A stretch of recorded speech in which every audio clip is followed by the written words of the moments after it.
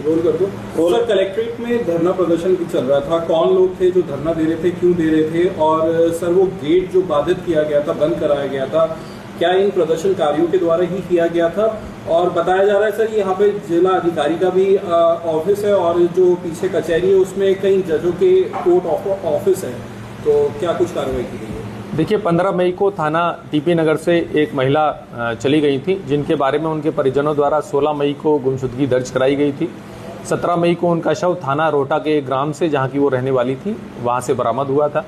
तत्काल शव की शिनाख्त की गई थी। सीसीटीवी के ट्रेल के आधार पर जिस भी व्यक्ति के साथ वो जाते दिखाई पड़ी थी उसको गिरफ्तार किया गया था। प्रकरण में यह संज्ञान में आया था कि इनकी पूर्व से जान पहचान थी एवं आपसी विवाद को लेकर इस लड़के ने उनकी हत्या कर दी थी।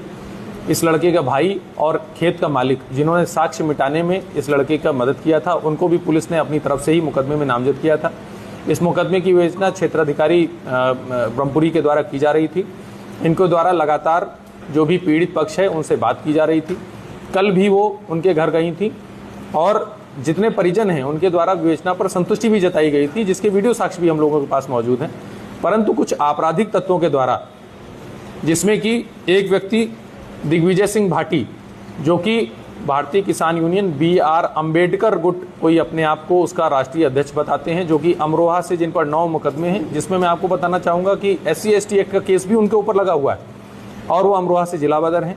उसके अलावा नोएडा के एक रवि गौतम, जिन पर 4 मुकदमों का आपराधिक इतिहास हमें मिल चुका है, अन्य की जानकारी की जा रही है। एक अन्य व्यक्ति जिस पर राष्ट्रीय सुरक्षा कानून के तहत भी कार्रवाई की जा चुकी है। ऐसे व्यक्तियों के द्वारा भोले भाले लड़कों को, जिसमें कई नाबालिग लड़के भी शामिल थे, जिनसे हमने जब बात की तो उन्हें प्रकरण का ABCD कुछ भी नहीं पता था कि क्यों हमें यहाँ पर बुलाया गया है, उनको भड़काकर पहले सभी लोग शांतिपूर्वक कमिश्नरी पार्क में बैठे हुए थे। सभी अधिकारियों द्वारा उनसे वार्ता की जा रही थी।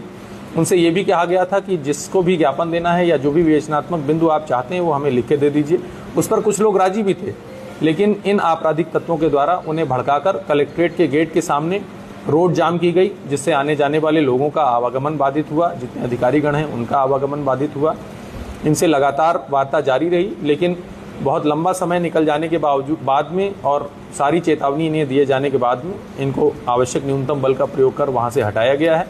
इस प्रकरण में जिन लोगों के द्वारा ये अराजकता फैलाई गई है और जिनका जिस प्रकार का आपराधिक इतिहास है, उनके विरुद्ध सम्यक धाराओं में थाना सिविल लाइन पर मुकदमा पंजीकृत किया जा रहा है। इस प्रकरण में अभी तक 5 लोग हम लोग की हिरासत में आ गए हैं। अन्य लोगों के लिए हमने टीम लगा दी है और इस प्रकार की अराजकता बिल्कुल भी बर्दाश्त नहीं की जाएगी।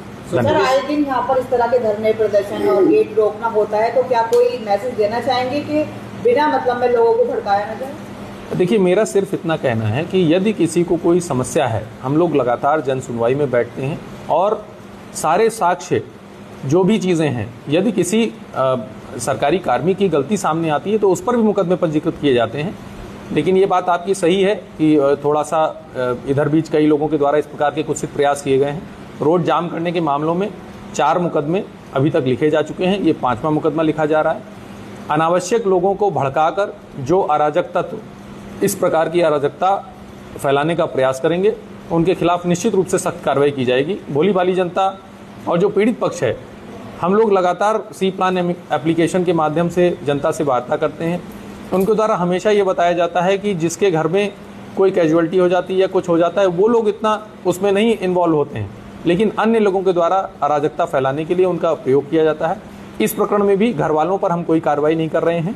जो इस प्रकार के अराजक तत्व हैं, जिनके ऊपर पहले से भी मुकदमे पंजीकृत हैं और जिनका ये एक, अगर हम कहें कि एक धंधा सा बन गया है कि इस प्रकार का जाम लगाएंगे और दलाली करेंगे, उन पर निश्चित रूप से हम लोग अभी भी और भविष्य में भी सख्त से सख्त कार्रवाई करेंगे। सर, पीड़ित परिवार को बहला फुसला करके कुछ लालच दिया गया था लाइसेंस और मुआवजे को लेकर के, ये भी सड़क जाम किया गया? जी, इसके बारे में भी हमारे पास ऑडियो रिकॉर्डिंग और सम्यक साक्ष्य मौजूद हैं कि कुछ लोगों द्वारा, जो पीड़िता का भाई है, उसे लगातार प्रलोभन दिए जा रहे थे, कई प्रकार के प्रलोभन दिए जा रहे थे।